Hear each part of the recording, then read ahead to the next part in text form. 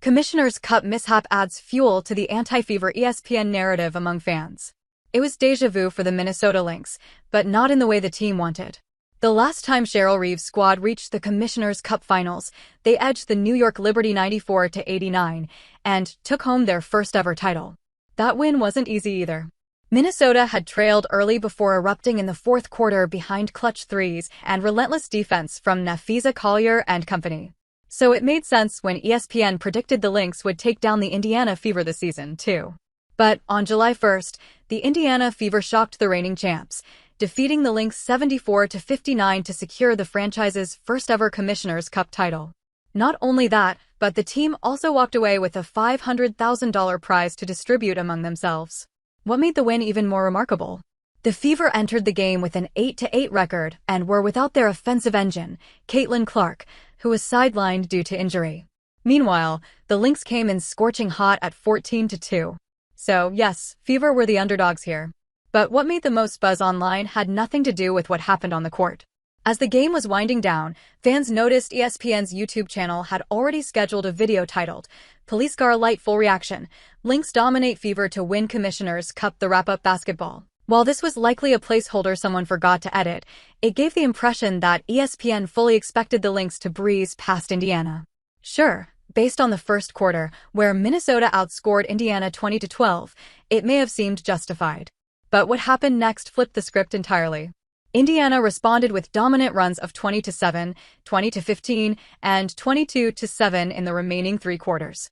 And it wasn't just one hero. A balanced offensive attack featuring Aaliyah Boston, Natasha Howard, Kelsey Mitchell, Ari McDonald, and Sophie Cunningham, all scoring in double digits, completely dismantled the Lynx defense. Despite the Fever's growing lead, ESPN didn't update the title until the game's final quarter, setting themselves up to have egg on their face. Screenshots, as the internet loves to remind us, live forever. And fans were quick to grab a photo of the thumbnail and title, which soon went viral. So, was it just a mistake or something more intentional? That's hard to say, but considering ESPN's recent track record with the Fever and Caitlin Clark, it certainly raised eyebrows. Was it the first time ESPN went wrong with the Indiana Fever? No doubt. ESPN has faced massive backlash for its comments multiple times, but in the past few months, these instances have only increased.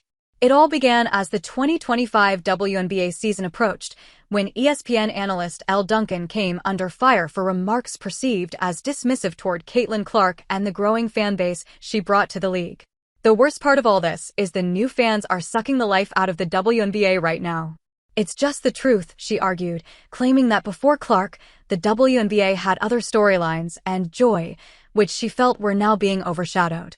While she admitted that Clark deserved coverage and respect, Duncan also criticized the idea that athletes should worship her, calling it weird.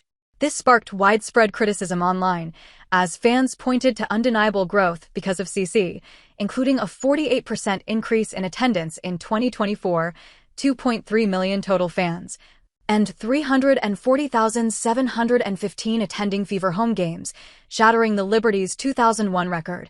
Although Duncan condemned the league's and media's perceived over-reliance on Clark, fans quickly noted the irony, pointing out that her own show featured titles like, Should the WNBA be thanking Caitlin Clark? And Is the WNBA too hard on Caitlin Clark? But Duncan isn't the only one. ESPN's Monica McNutt also faced backlash for her comments about Caitlin Clark ahead of the season. McNutt acknowledged Clark's widespread impact, especially among young girls attending games, but stirred controversy when she said, Caitlin represented and again, some of this to me probably is not fair to her, because it was not anything that she said or was truly based on her personality, but she was a white girl from the middle of America.